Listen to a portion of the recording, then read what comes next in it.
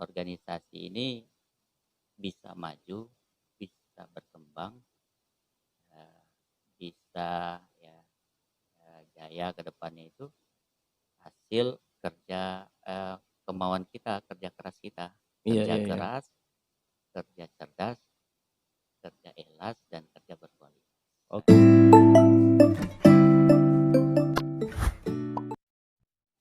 Wow, itu saya pikir tantangan yang besar bagi Bapak, Pak ya. Ya, Bagaimana Bapak mendesain eh, program Hidayatullah ke depannya untuk melawan tantangan zaman yang seperti sekarang ini, apalagi sekarang ini kita mendapat hal yang tidak terduga yaitu seperti masa pandemi ini. Bagaimana Bapak memandang hal tersebut sehingga pesantren Hidayatullah bisa tetap eksis di mana sekarang ini banyak sekali lembaga-lembaga pendidikan yang meliburkan dirinya. Itu bagaimana strategi Bapak ke depannya?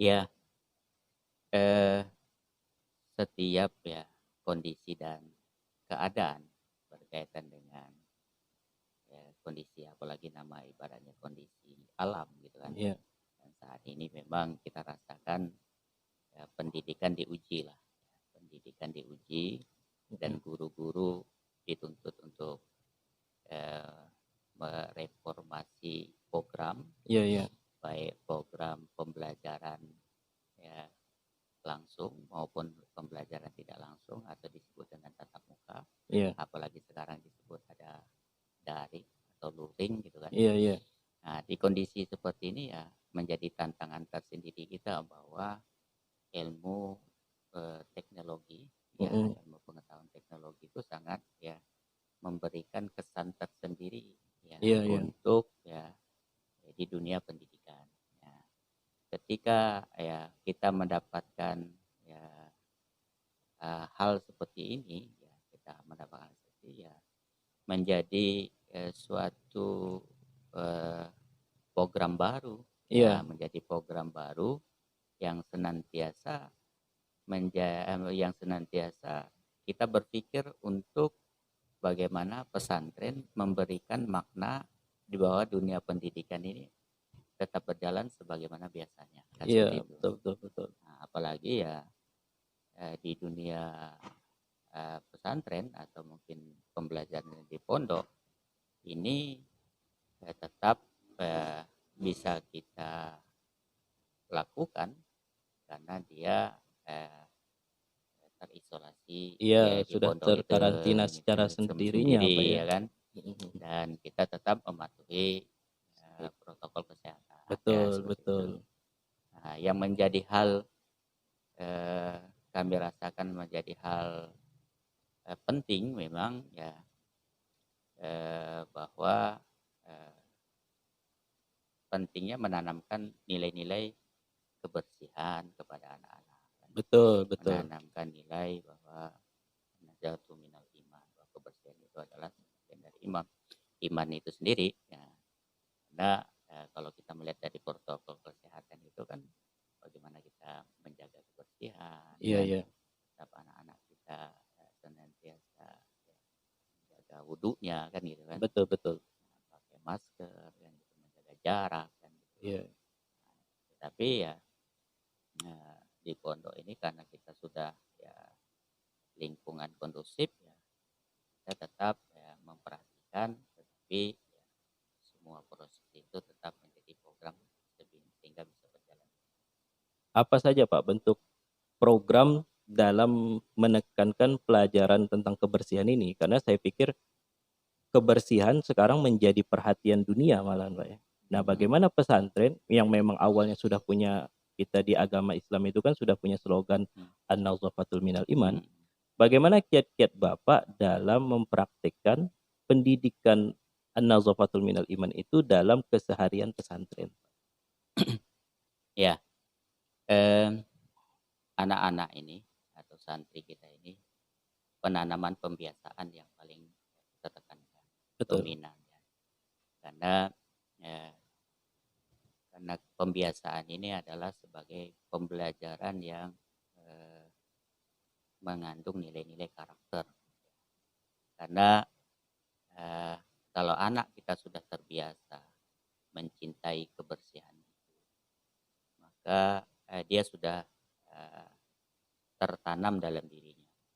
Maka dalam konsep ini kami ya di pondok ini menerapkan bahwa anak-anak kita itu di dalam dirinya itu atau mungkin di pikirannya itu tergambar adanya tulisan Lisa. Nah, Lisa itu adalah lihat sampah ambil. Oh, Nah, program lihat sampah ambil, Pak, ya. ambil. Nah, Betul, betul, jadi betul. kata kami tekankan bahwa di kening Anda itu tertulis Lisa. Iya, iya, iya. Lisa itu lihat sampah ambil. Ambil. Maka anak-anak itu terus disampaikan, Iya. ya dibiar, dan anak-anak ya sambil kita memberikan ya penguatan bahwa kebersihan itu adalah bagian karakter orang-orang yang beriman, gitu. Dan maka ada program ya ketika dia keluar dari masjid, ketika dia keluar dari asrama, ketika dia berada di lingkungan ini, ya ditargetkan ya minimal 20 sampah. Oh, Nah, itu kapan tuh, Pak? Setiap keluar dari setelah selesai sholat kah atau bagaimana itu? Iya, setelah dari sholat, ketika Iya, mau pulang ke asrama, iya, iya. begitu juga ketika mereka dari asrama mau ke sekolah. Mm-mm. Jadi target ya cari sampah 20 sampah. Iya, Kayak gitu. sehari 20 sampah. Sampai Ya. juga anak-anak ya, sampai mereka Ustadz bahwa tidak ada lagi ya, sampah dengan jumlah seperti itu kan. Saking sudah bersihnya, Ya, Ustadz, ya. saking udah bersihnya kan gitu kan. Betul, betul. Jadi selain memang diterapkan secara teori, juga diterapkan secara praktek dengan 20 sampah setiap pulang dari sholat, menjaga wudhu. Juga saya dengar di sini berpuasa juga, Pak, ya. Puasa Senin Kamis. Ya, puasa ini adalah melatih kesabaran anak-anak. Betul, betul. Melatih mental anak-anak. Karena ya dengan puasa kita banyak sekali ya, manfaatnya. Betul. Ketika anak ya emosinya, karena anak-anak di usia-usia SMP, di usia-usia SMA biasanya emosinya agak susah dikontrol. Ya, betul, maksudnya betul, betul. emosi keinginannya ya.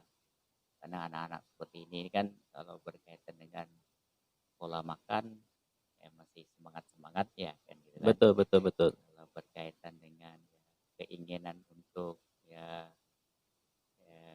memplorkan diri ya, memplorkan diri ya mungkin dengan kawannya atau mungkin ya emosian dengan kawannya ya sangat dominan sekali mungkin karakter seperti ini. Maka dengan puasa itu ya, dengan program puasa Senin Kamis kita sampaikan bagaimana anak-anak tetap ya menjaga puasanya, menjaga nilai-nilai puasanya yang senantiasa menahan diri, menahan emosi, dan ini menjadi suatu pembelajaran bagi dia bahwa ketika puasa Senin Kamis bahwa akan mengandung nilai-nilai karakter kesabaran, menahan diri ya, menahan ya, kemampuan, sehingga mereka ya kita ketika puasa ya harus banyak berdoa karena Betul. di Senin Kamis ketika orang yang berpuasa doanya terijabah. Betul. Berarti untuk pendidikan kesehatannya dengan program pendidikan kesehatan yang Bapak sebutkan tadi. Kemudian dengan puasa Senin Kamis tadi itu bisa dibilang pendidikan karakter bagi anak tersebut. Saya pikir wah ini luar biasa pesantren. Cuman saya masih memiliki pertanyaan itu, Pak. Di era pandemi ini kan saya hitung sudah hampir 6 bulan, Pak, ya. Banyak sekolah yang tidak memiliki aktivitas. Artinya bisa dibilang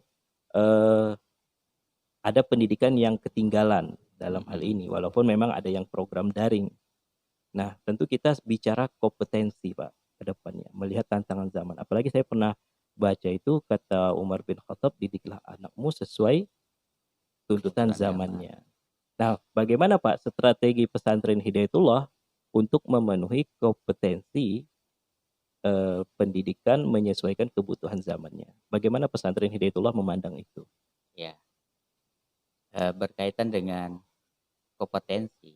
Kompetensi ini kan ada kompetensi berkaitan ilmu pengetahuan Iya. ya agama, ada kompetensi ilmu pengetahuan ya pengetahuan keduniaan ya sifatnya yang sifatnya umum gitu kan. Iya.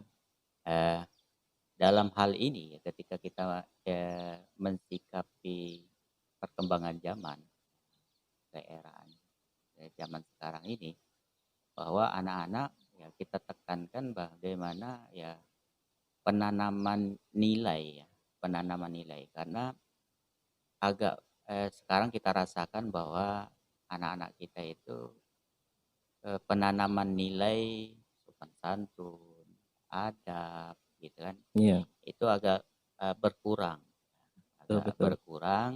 dengan ya melihat ya budaya-budaya ya kekinian ya Iya, iya. yang sehingga ya, perlu memang kita lakukan pemahaman yang sifatnya terpusat ya. Iya, iya. Terpusat maka ya, beradanya kita di pondok ini adalah penanaman nilai.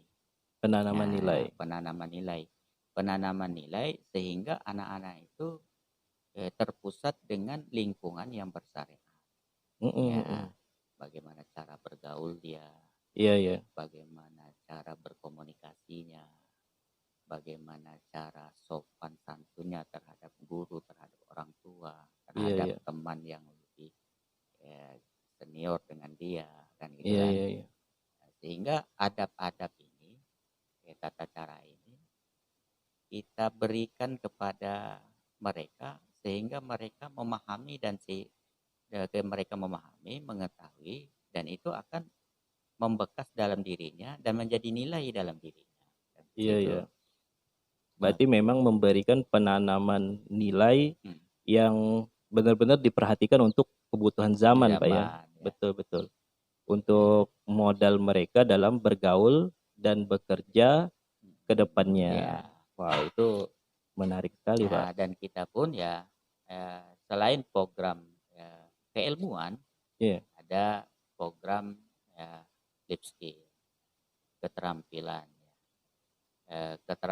ya karena lingkungan kita ini tanah kita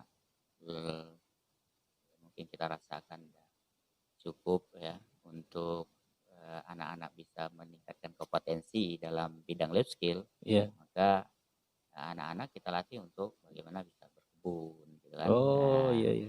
Bisa ya, budidaya ikan. Oh, ada juga Pak ya di sini Pak ya? Ikan, ya kan? Nah, sehingga anak-anak kita buatkan ya program itu ya berkelompok. Kan? Iya. Ya, dengan seperti itu ya anak-anak bisa